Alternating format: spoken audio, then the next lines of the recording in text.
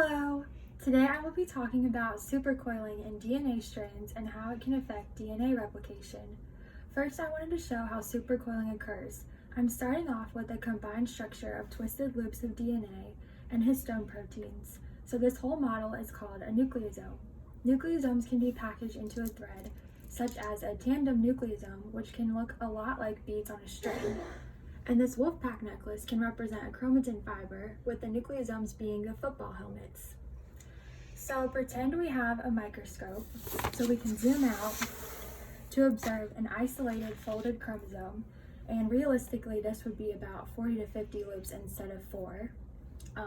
But because there is a vast amount of DNA in each cell, the DNA structure experiences torsional stress, which induces supercoiling and allows it to be compacted more efficiently and be more regulated in reference to gene expression. When torsional stress is present, each loop is independently supercoiled, even though I only have it supercoiled on this loop in the model.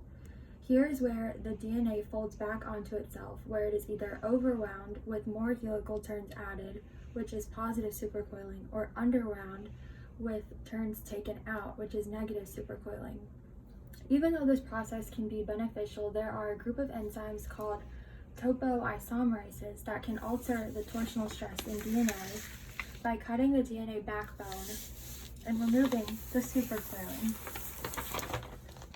A type of topoisomerase used in DNA replication is gyrase, which relieves tension in the double helix ahead of the replication fork to keep it from getting too tightly wound as the DNA is opened up.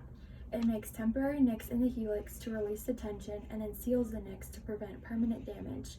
When DNA is not supercoiled and free to rotate, it is more reactive, so then other enzymes such as helicase have the ability to unwind the DNA strands and break hydrogen bonds, allowing for replication to occur. Without topoisomerases, there would be inhibition of DNA replication and transcription, failure to repair strand breakages, and DNA damage, which unfortunately leads to cell death. Thank you so much.